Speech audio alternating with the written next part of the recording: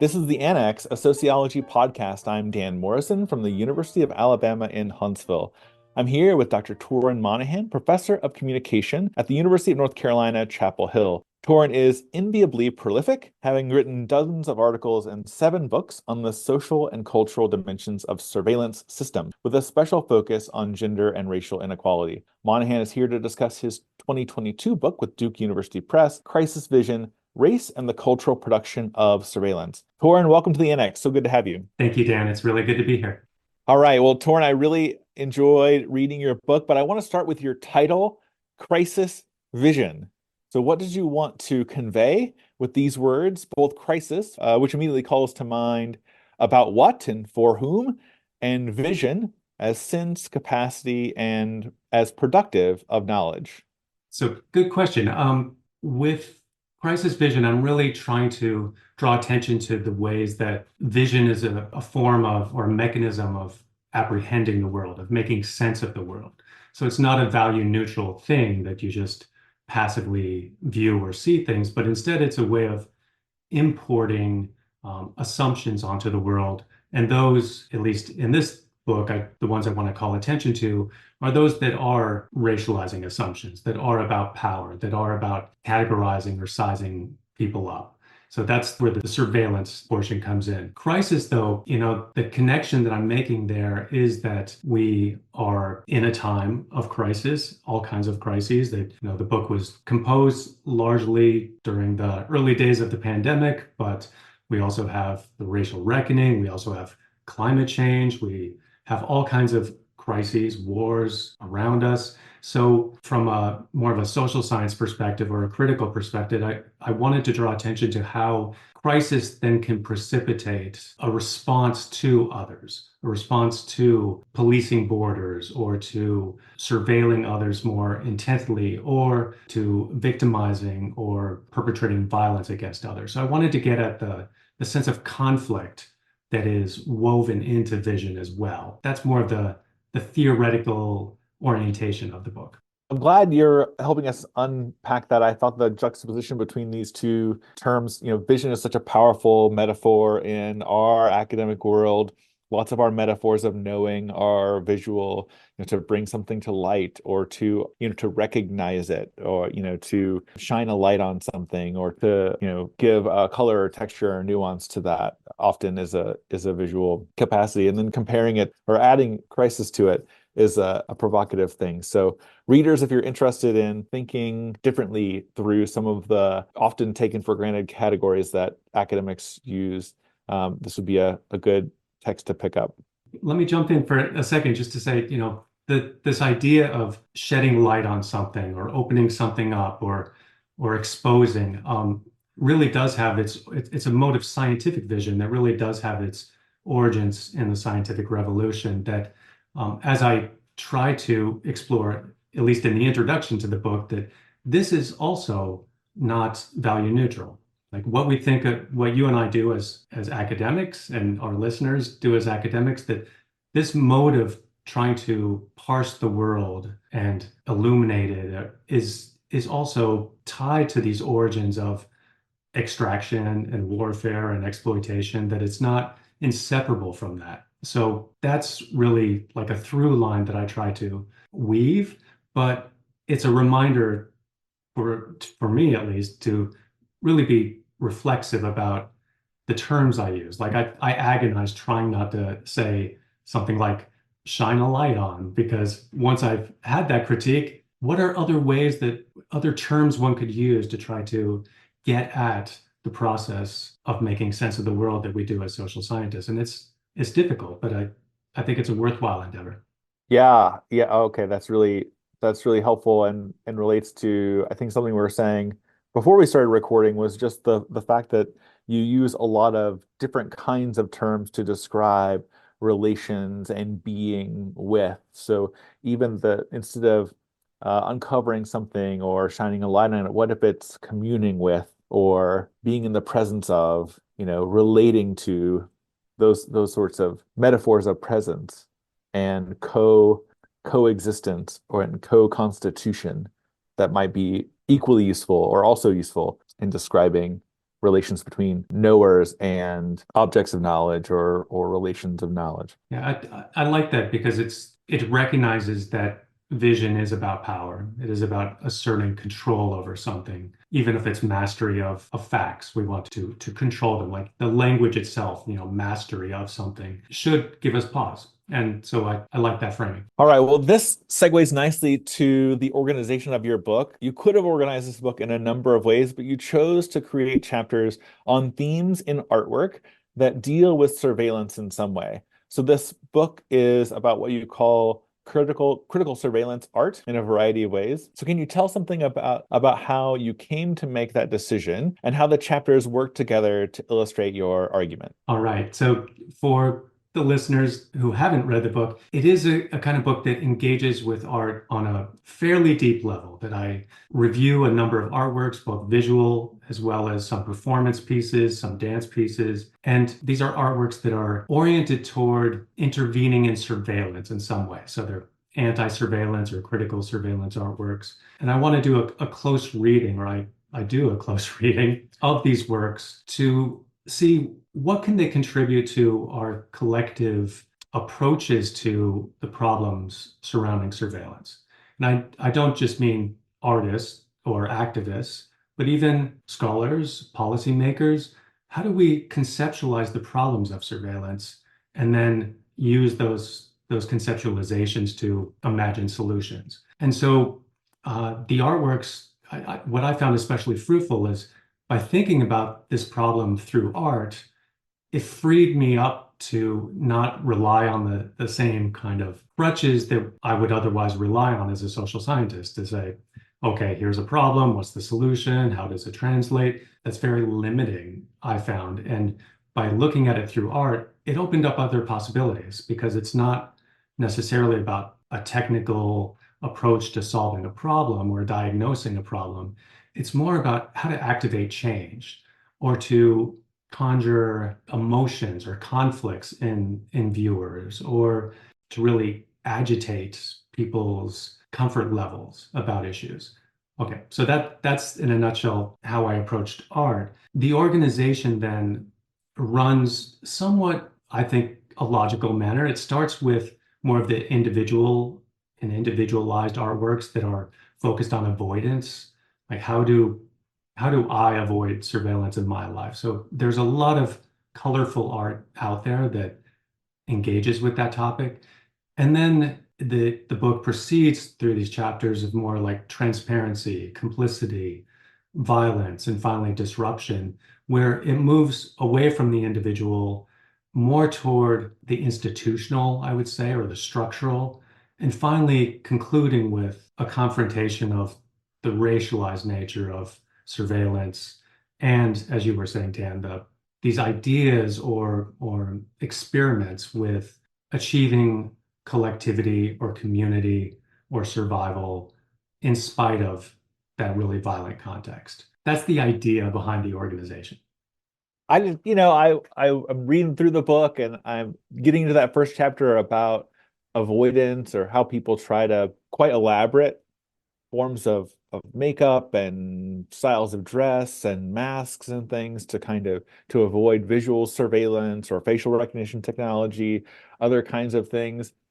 And I'm just thinking to myself, this is exhausting work that who in the world, like really as a daily practice, could put on lots and lots of face makeup. And this is not just something that like is like sort of a typical routine for many women in our society, but far beyond that. So we can talk about aesthetic style and makeup and things like that, but we're talking about really inventive masking kinds of forms of face modification and masks and other sorts of things. And getting into these other chapters that are on the more structural or institutional level is kind of a relief because boy, asking all of us or many of us to do this kind of stuff is just be exhausting. It would be maybe even more exhausting or impossible depending on one's social position. So what I like about the engagement with the work in that early chapter, and I do talk about masking in the time of COVID and kind of the more of the masculinist approach that is embodied by our then President Trump. What I like about foregrounding that in that chapter is it really calls attention to privilege, and especially white privilege, so that the book's treatment of race is not just that surveillance is oppressive or violent toward racially marginalized populations, and it is, but also that there's more of this continuum of threat where, while that is true, there's also what I call a right to hide, that someone could feel like or believe that they shouldn't be singled out, that they are special in some way. And so this is really an articulation of white privilege, it's an articulation of class privilege and masculinist privilege. And that for me is a nice counterpoint because, as we were saying just a second ago, it should give us pause to think, when we want to assert we have a right to privacy, are we also then, by the same token, saying that others do not? And if so, how are those determinations made? And so that's what I'm trying to do here, is to really unsettle those impulses. All right, well, it's worth reading the book in part for this description of these avoidance strategies. And then, of course, as you say, the flip side of that argument. I want to move to the chapter on complicity, which is at least in part about how in many of our everyday lives, we participate and support surveillance systems, including oppressive ones, or ones that have oppressive implications, without really recognizing it. It's sort of like the cultural and social and carceral water that we swim in. So in your chapter on complicity, you discuss Dries Deporta's piece, Jaywalking. Could you describe that project and talk about the work that you think it's doing? Sure. Yeah. So Dries is a fabulous Belgian artist who does a lot of artworks that repurpose public surveillance streams and in the process defamiliarizes them or makes them strange to us so that we start to question, what are these data streams that we are swimming within and that we are contributing to? So for this particular project, he's grabbed video feeds from street corners throughout the world and in cities throughout the world where you have these unencrypted cameras that are just up there filming people at intersections and What? throughout, which is true. So he grabs these video feeds and then he processes them. He's built an algorithm to process them and determine when people are jaywalking or crossing the street when the light is clearly red.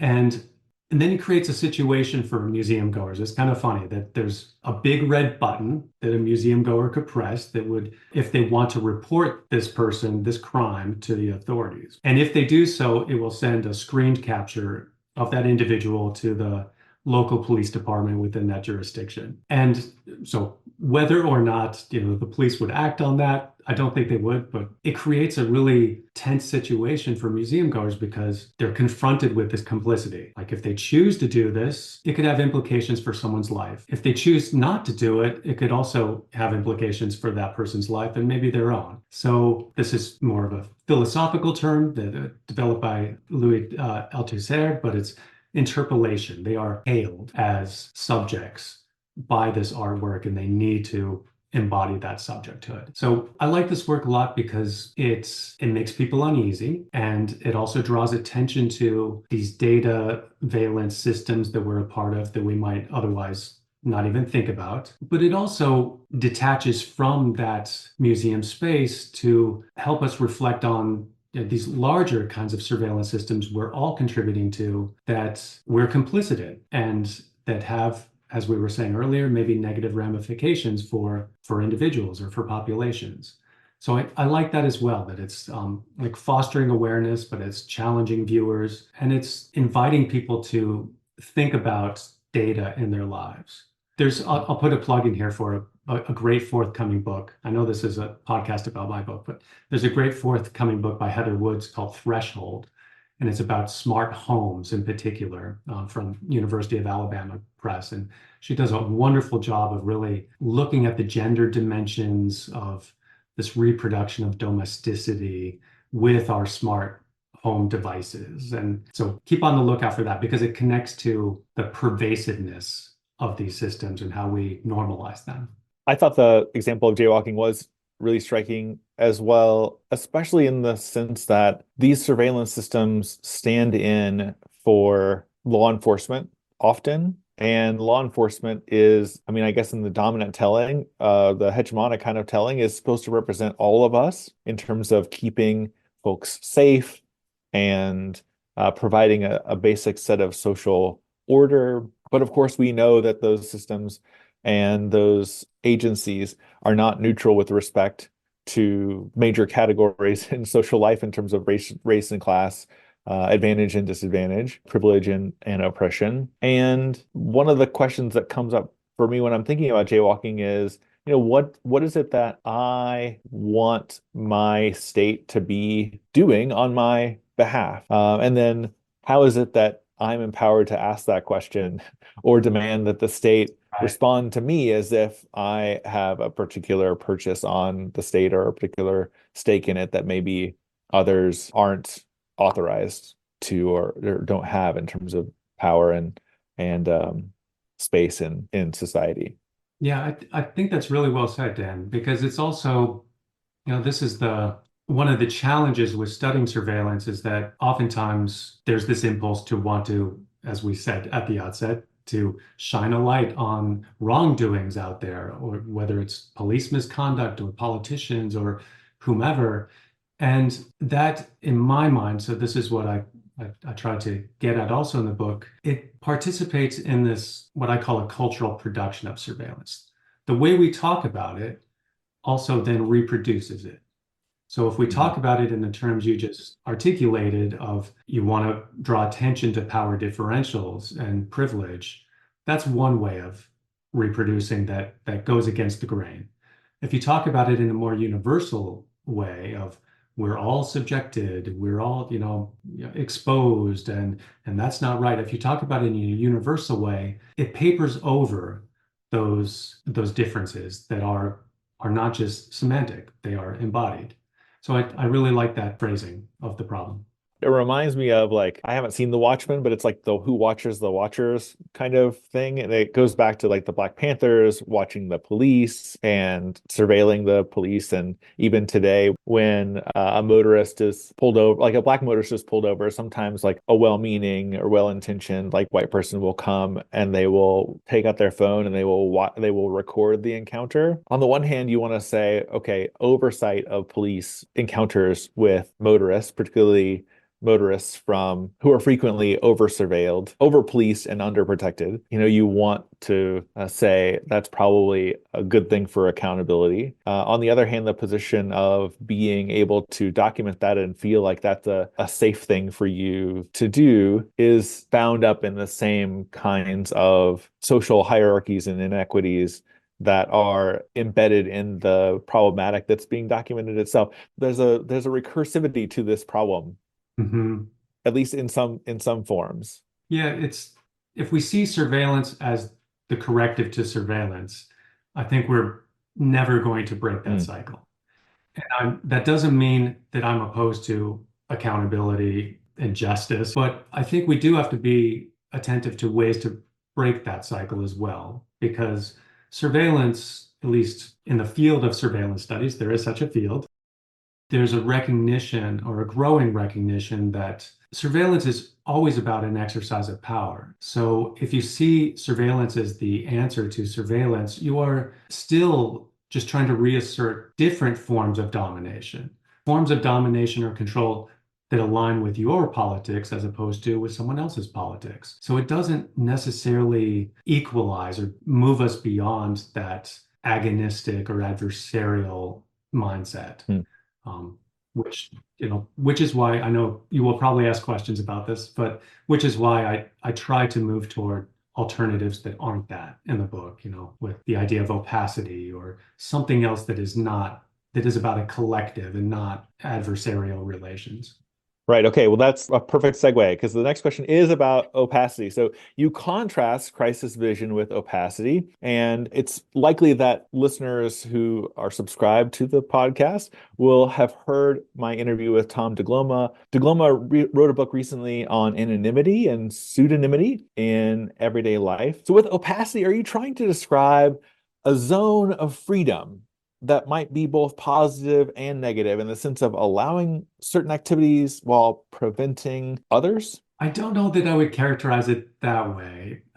with opacity, I'm really building upon the philosopher's work, Edouard Glissant, who is really focusing on an idea of irreducibility of subjects. And let me unpack that for a minute. That if we think about how most surveillance operates today, it is about reducing people, atomizing them to data elements. It is about segmenting populations and treating them differently.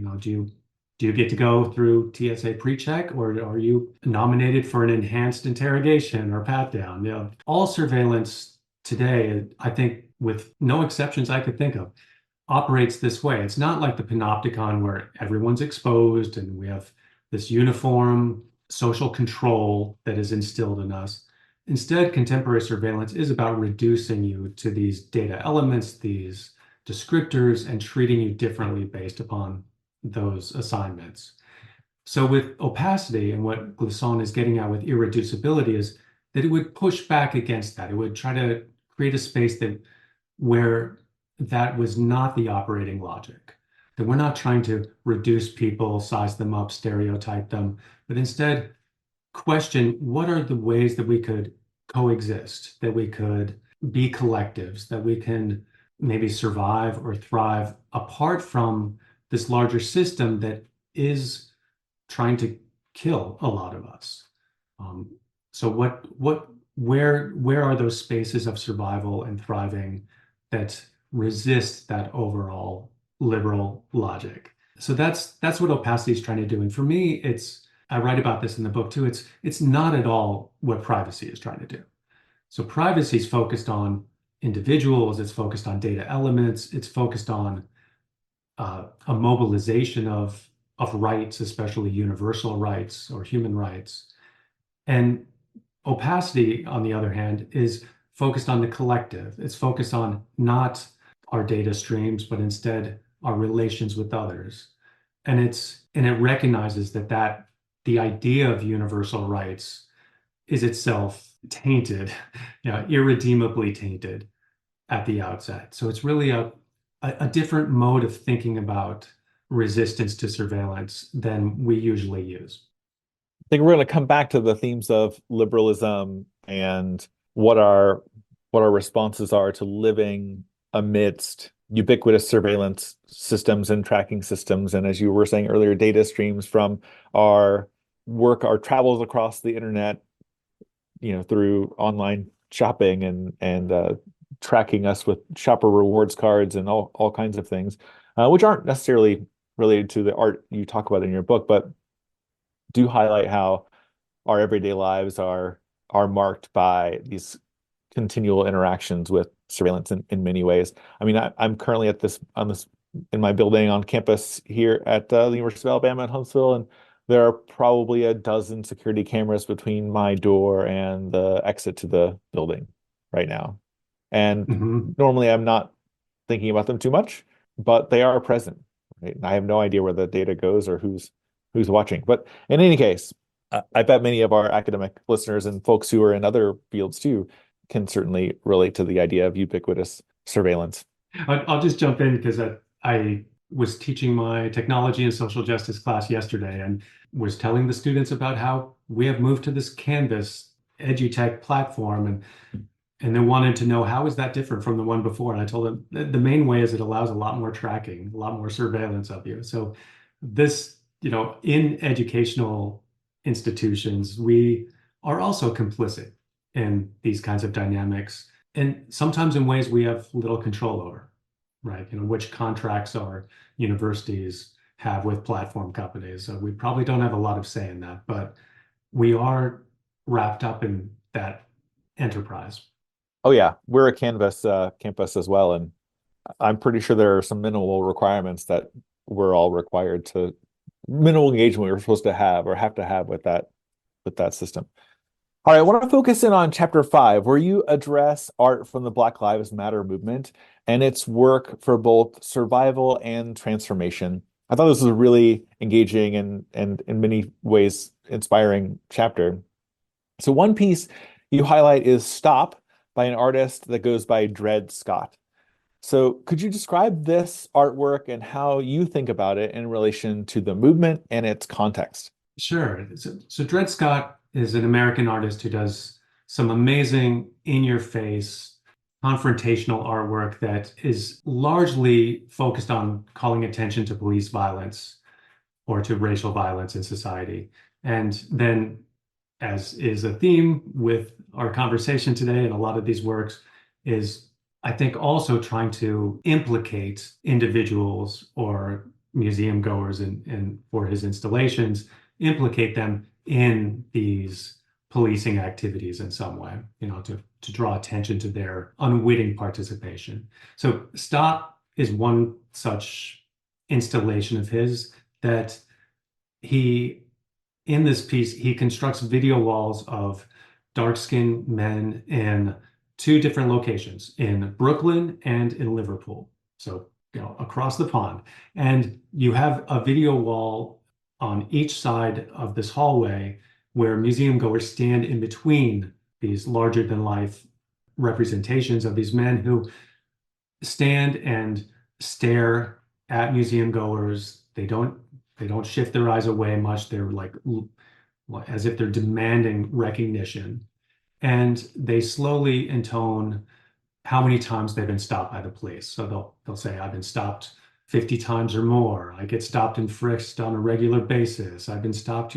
So they begin to recount how many times they've been stopped by the police. And the artwork does something really clever, I think, with the audio pacing of these disclosures, because it starts out sparse and then they start to overlap each other until it almost becomes cacophonous. And then it peters out and they're just more patterned and regular. And for me, some of the analysis I do in the book about this is that it's signifying some of the normalization of these encounters with the police, that it becomes part of the backdrop, it becomes predictable, but it's no less stigmatizing for that. It's no less dehumanizing for that. And it's no less dangerous for that. And what I like also, I think about this piece is it's for your question about the Black Lives Matter movement in particular, is that it's showing the ways that these mechanisms of police surveillance and intervention, these racialized forms of policing, are not unique to the United States. And in fact, police departments model best practices from each other so that they engage in similar kinds of policing practices in multiple regions, multiple states throughout the world. So there's a connection, there's a recognition of the similarities and experiences within a white supremacist society that is not specific to the US. Right. We should just say for listeners, Dred Scott spells their name Dread, Scott. I'm imagining that's a pseudonym or an artistic name. And of course, many folks will probably be familiar with the Dred Scott decision, which was a Supreme Court case here in the United States, where an enslaved man, Dred Scott, was taken to the North and then claimed his freedom because he was then living in a free state or a state without enslavement as a system. And of course, the decision came down against Scott, and he remained enslaved, as far as I know, for the rest of his life, or at least until the system of enslavement ended. So the name of this artist is super interesting in relation to this piece and perhaps some of their other work as well. Yeah, it's definitely intentional, as you've noted. His real name is Scott Tyler, and he's like been very upfront with wanting to underscore these connections between the present and the past. So that's something that a lot of the works in chapter 5, that the artworks in chapter 5 that I analyze are doing this. They're trying to show what Saidiya Hartman has called the afterlife of slavery. They're showing how it lives on in the present, how it rearticulates in the present, that it's not something that is in the past tense, but instead it's just found new forms, which is not, I think, a shocking claim to who I would imagine would be the listeners of this podcast. You may be right, Torin. I did want to follow this up, related to Hartman and some of the other theoretical frameworks you use in chapter 5. So also in chapter 5, you draw on Sharp's concept of the wake to tie together anti-blackness and surveillance. So could you help us understand or explain the concept of the wake and tell us how surveillance furthers anti-blackness? Okay, that's a big question. I'll see how far I could get in answering it. For the wake, so this is Christina Sharp's work. She has a wonderful book called In the Wake, where my experience reading it, truthfully, is I was blown away. It's so poetic. It like weaves together personal biography with critical theorization, with attention to Black creative expression. So it's really, really sharp text. And the wake as a concept for her signifies in multiple ways. It's signifying this afterlife of slavery that we've been talking about. We're trailing in the wake of slavery, and its ripples are still, permeating our societies. The wake is also a kind of mourning of the dead, that we recognize people have been lost to this. There is a sense of loss that shouldn't be ignored, that should be contended with, should be processed. And then the part that I really like, or one of the parts I really like, is then the wake is also a challenge. It's a injunction for us to awaken, to try to move towards something new, something different. And so the front cover of the book is this piece by Hank Willis Thomas called Raise Up, that is, a depiction of it. It's a sculpture of these Black men, men of color, who we see their backs and part of their torsos that they have their hands raised over their head, and they're being like subsumed by this white platform that the sculpted piece rests upon. So for this, this is also a kind of, raise up is both, conjures the idea of hands up, don't shoot. It is about raising up for inspection. And it was featured as a piece in South Africa, to draw attention to the kinds of inspection that were commonplace in the apartheid regime. But it also then, I think, connects to this idea of how can we raise up? How do we move beyond this totalizing white edifice of white supremacy so that we can come to something new? So that's one way in this chapter I kind of connect the theoretical apparatus of what Christina Sharp and others are doing, more of a trend in Black scholarship called Afro-pessimism.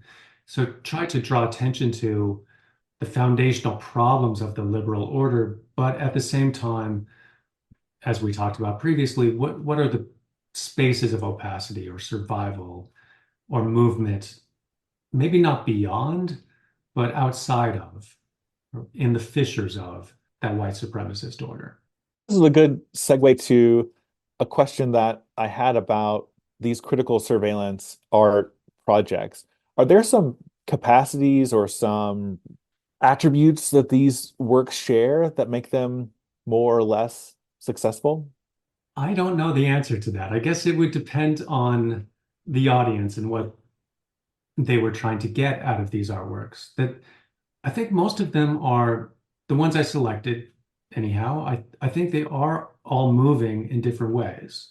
They are all successful in different ways. Even the ones that are more of the focused on avoidance and individual ways of blocking surveillance, that obviously resonates with populations, with audiences, that people want to know more and to find ways to protect themselves better. Some of the works we haven't talked about are those that are drawing attention to and problematizing the idea of transparency. That I write about Trevor Paglen's work, for instance. He does these amazing photographs of sites of surveillance, some black sites in Afghanistan, or satellite installations in the UK, or in the US, the like NSA sites, where the idea is not just to make it transparent so that we see it, but he creates these artworks that the photography is intentionally blurry, almost like and vast, sublime. It's as if he's trying to conjure a landscape painting so that one is positioned within it when you are viewing these things. So that's a different kind of success. It's in the register of transparency, but it's also doing something different apart from transparency.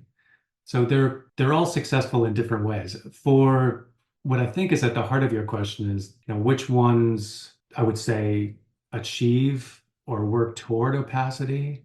It would be these ones that maybe are less focused on the technologies per se, or the state apparatus, or the gadgets, or the facial recognition systems. Less focused on the technologies and more focused on the social structures or the cultural dynamics. So those pieces like Dred Scott's or like Hank Willis Thomas's or others in that vein that are really tackling the racial dimensions of exposure directly. For the purposes of the goals of this book, I would say those are the ones that are the most successful. That's really helpful. I mean, your discussion of the photographer who takes these images and they're slightly, as you say, intentionally blurry. There's an illustration of one of these in your book. It's a site in England with these facilities that for signals surveillance, like satellite kind of, I don't know what it is, but basically like they're looking at they're trying to collect digital information or some kind of signals. But these facilities look like golf balls on like little squat tees, more or less. And of course, we have no idea what's going on in there. It's not like there's a key that says, this building is for analyzing Mhm. email traffic, and this one's for, Twitter traffic, and this one's for, yeah, visual images on Instagram or whatever. So in some ways, these systems are for the people who live there, like they're kind of hiding in plain sight in the same way that, these traffic cameras are and the surveillance cameras in our academic buildings and other technologies we routinely interface with. Yeah, I think that's right, Dan, that there's a normalization across the board of surveillance. And that's why most of these artworks that I analyze are especially good at this tactic of defamiliarization, that they shake it up and really call on us to interrogate those systems anew. So one other one that we haven't talked about is Jacob Geltner's work. He does these surveillance camera satellite dish installations where you could be like ones in Bondi Beach or in along the shores of Aarhus in Denmark. You have all these cameras like CCTV cameras that are perched like seagulls, and which is a really wonderful image. I've used it as a cover of a different book of mine, the Surveillance Studies Reader. But by taking these everyday objects and putting them in different configurations, it does call attention to them so that they invite scrutiny again, or maybe for the first time. And that's also a way of where art can do something that a policy brief cannot, or maybe a journal article, even in a top tier journal, cannot. But art like can confront publics in these ways that are really, I think, enticing, are active. I think that's right. As great as some of the top journals in sociology are, it's the rare one that gets featured in public space and discussed and pondered over, and people are either confused by it or they are unsettled by it. They can be unsettled by it because it becomes an object for partisan gamesmanship, but most of the time, most of the things that are published don't break through the wall, so to speak. Well, we've mentioned liberalism a few times, and I think this is definitely a theme in your text. And so as I was reading, I kept thinking about the state of liberalism and by extension, liberal democracy. This is a little bit of a running theme in some of the conversations I've been having on this show. And on page 139, you write, quote, crisis vision festers within the inherent contradictions of liberal humanism. So for those listeners who may not be very familiar with the critique of liberal humanism, can you help us understand what you're pointing to here? Okay. The idea with this particular critique is that the liberal project was really founded on slavery, colonization, and dispossession.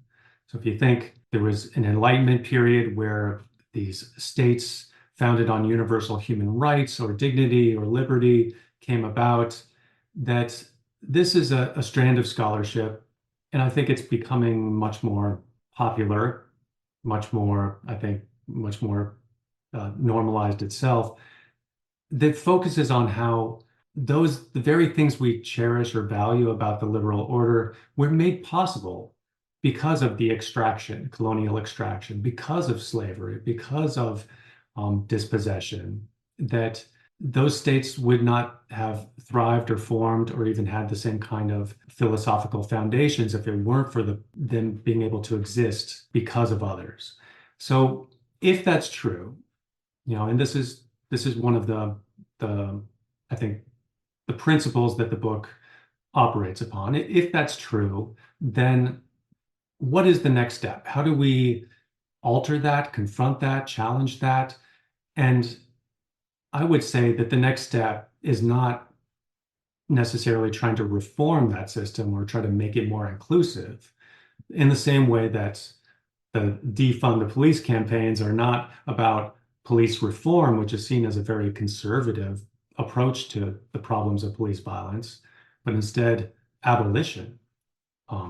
So similarly, if we think about the liberal project in these ways or the liberal order, then protecting people's rights better or including more people in the group that has rights that are protected is not going to change that underlying dynamic. The underlying dynamic is one of an erasure of Black and brown subjecthood. That, as we were talking about earlier, I think about this as a continuum of threat, that the very grounds on which we as white subjects could say we're entitled to something simultaneously is implying this silent statement of others are not, or maybe not as much or not in the same way. So that's what the critique of liberalism is in the context of this text. Okay, that's really helpful and super thought-provoking. I want to read the final paragraph from your book, spoiler alert, and follow up on this previous question. So here's the passage. The flight to opacity is a flight away from surveillance. It is not about watching the watchers, dyadic resistance, or a retreat into privacy. Instead, it is about securing spaces for collective existence without being categorized and sorted, without being atomized and diminished. It is a project more radical than reform or accommodation within social hierarchies because it questions the very basis for those hierarchies. It questions promises of inclusion and rights when they are consistently foreclosed. It is not a destination, but instead a commitment to being in the weave with others without boundaries. A nicely poetic conclusion. Torin, Thank you. do you want to say more about the prospects for, I mean, I don't know what we're calling this. If you call it post-liberalism, you're always referring to the thing that you're trying to move beyond, like, similar things with postmodernism. You want to say more about what comes after, about the weave?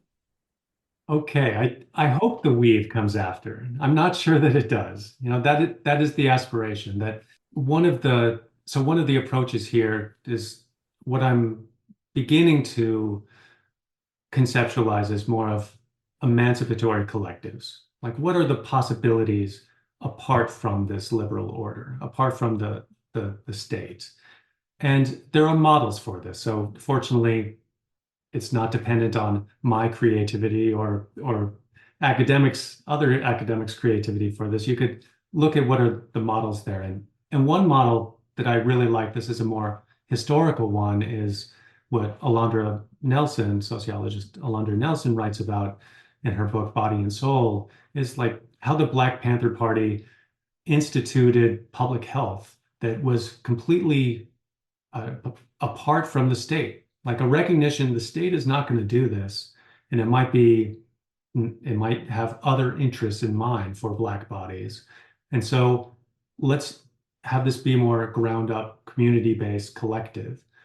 You see some elements of this, I think, with various kinds of anti-surveillance collectives now. There's a project, the Anti-Eviction project in the Bay Area and I'm sorry, anti-eviction mapping project. So it's doing some of this work of calling attention to the precarity and the vulnerability of people who are being deprived of housing, but it's also doing it in a way that is about pooling resources.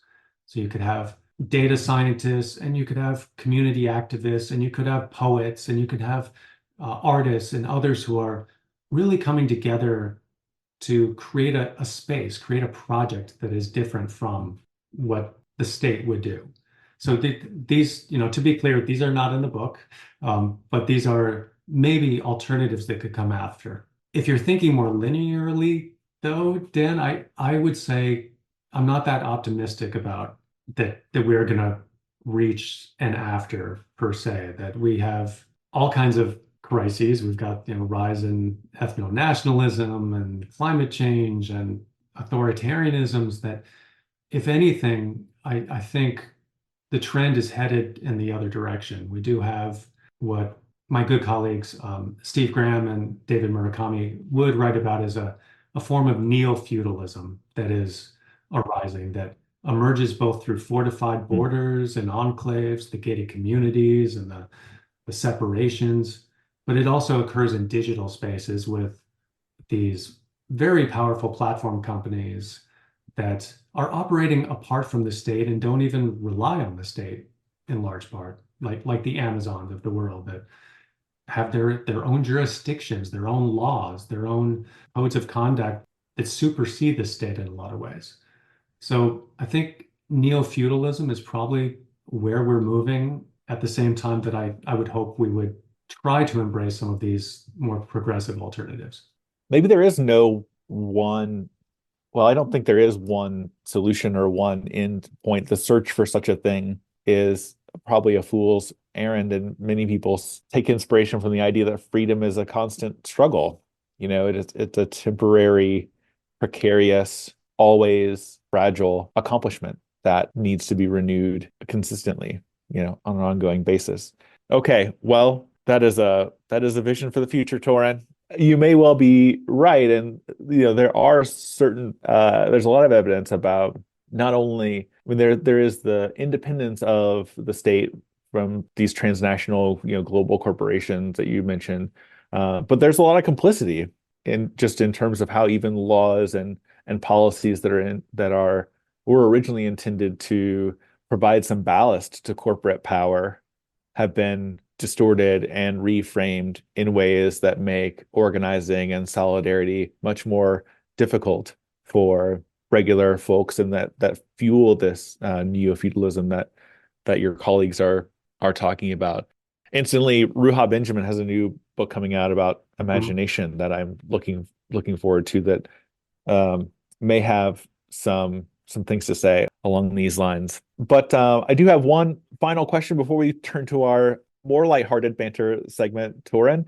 You finished this book, it's out into the world, it's making an impact, and happy to discuss it here with you. But what are you working on now? The perennial academic question, once you publish something, isn't the next question what's coming down next? If we're doing it right, I suppose. Distract ourselves from the previous stuff and move on to things that might enliven us in the future.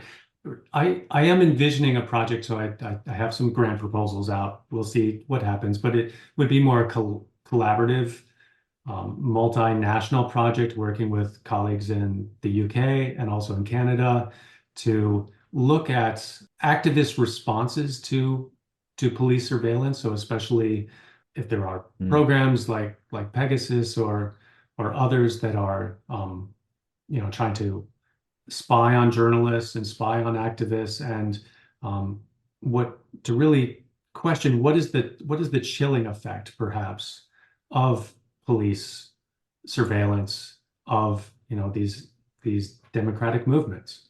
And a portion of that I think that I'm especially intrigued by is maybe even police surveillance of the far right. Like, how might that also be contributing to polarization or divisions, political divisions? Because there's some evidence maybe that that could fuel these groups' ideas of persecution and lead to even further radicalization. So that's a hypothesis, to be clear, that, what are we doing when we, across the political spectrum, when we turn to the police as the response? So that's a project I would like to do, and it would be, as I said, comparative with colleagues in other countries and other jurisdictions, and hopefully I will have the chance to do it. All right, well, funders, Yeah, Torin is fundable. Torin and his colleagues are fundable. yeah. Please listen. Yeah, I'm sure they're all tuned in. Hey, we break news here on the Annex, so that's part of our mission. Well, let's go ahead and turn to the rest of life outside of maybe ongoing or future research projects and writing. Have you seen any good art or music or other work that maybe does or doesn't connect to the themes we've been talking about? Sure. One thing that comes to mind, I have a long-standing admiration for the artist Peter Gabriel, especially his earlier work. And for those of you who don't know, he's been involved with Amnesty International for many years and like really dedicated to calling out abuse and violence throughout the world. So he's not gone away yet, apparently.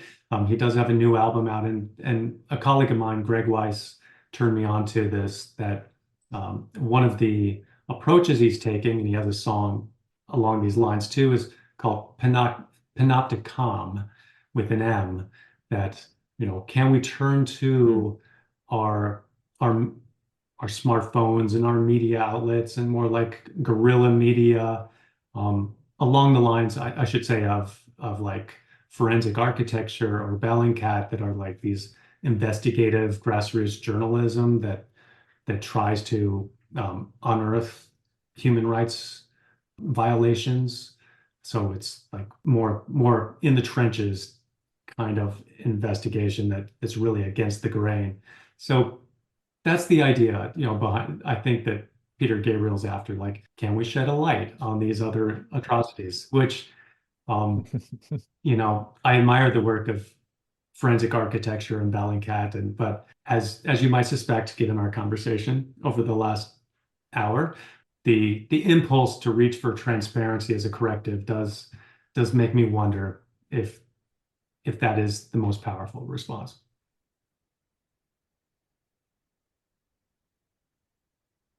All right, so Peter Gabriel, everyone, well, at least, there's a lot of good art there's a lot of art that's just interesting to think with, whether or not we necessarily agree, or we can obviously recognize the limitations of almost pretty much any piece of production, whatever of piece of art or any kind of work, right? I mean, who among us has written something that couldn't be criticized?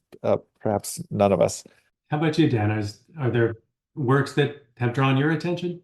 Well, I have been really interested in thinking about representations and alternative histories, particularly about the rise of fascism and responses to the rise of fascism and the aftermath of it. There are several pieces of art. Philip K. Dick has the story about, what if the Germans had won World War II and the partition of the United States into the western part is like the West Coast is controlled by Japan, and the East Coast and I guess up to around Chicago or so is controlled by the Germans. Recently, I finished watching both seasons of The Hunters on Amazon, which is about this group of Nazi hunters in the mid to late 1970s with Al Pacino and some other folks. It's a thought-provoking series about vengeance and justice and how justice is elusive, even for often people who have a very strong moral sense of right and wrong. In that series, there happens to be a connection to Werner von Braun, who is a German Nazi SS officer and rocket scientist who played a pretty pivotal role in bringing space flight to the United States. So his character, or a person playing him, makes an appearance in Hunters, which has a nice Huntsville connection since the Marshall Space Flight Center where von Braun Hmm. worked is here in Huntsville, Alabama. But I've also been listening to a lot of podcasts and also to audiobooks. I have a not terribly long commute, but 25-minute or so commute. And so that's good to get in some audiobooks and podcasts. And I've been interested in a couple recently. I mean, like many people, I listen to Know Your Enemy. It's a pretty popular podcast, also related to politics and rising Hmm. authoritarianism in the United States and political movements. One that I just started listening to is Academic Edgelords, and I had no idea what an edgelord was when I started to listen to this. So I don't know if you've heard about this one, Torin. No, no, that's new to me. I think it's a relatively new podcast. It's mostly early career political theory graduate student people who are lovely and wonderful. But an edgelord apparently is someone who intentionally makes provocative arguments, and they focus on mostly peer-reviewed journal articles and other writing that takes very sort of far out there stances, and then they talk about them. So that's been interesting to listen to, and they're asking themselves, what edgelord takes do they have? Although mostly they're left-wing DSAers and people like that. I'm probably mischaracterizing them. So if you are listening, academic edgelords, I apologize for any incompleteness in this description, but I do appreciate what I've heard so far. So Us academics love to talk shop and to, talk about the politics of what we do and what others do. So that sounds like a really good tip. I can't tell you how many times we on the Annex have been interviewing somebody or talking to someone who's not a sociologist or not a professional academic, and the metaphors we return to are all about our jobs. I think this is an occupational hazard where many times we find connections between, not that they're not there, but that our work lives are often intense. And because we carry around our minds with us a lot of the time, almost all the time, it can be difficult to um, figure out where the switch is between on and off when it comes to um, our our academic interests and or obsessions. I couldn't agree more. I would also maybe go a step sideways and say the system is also set up to inculcate us in those ways and in those behaviors. Like we self-exploit on a regular basis because we mesh our identities with the work that we do. And that's, I think, by design. Yes, it's not all self-selection, it's the reward system as well.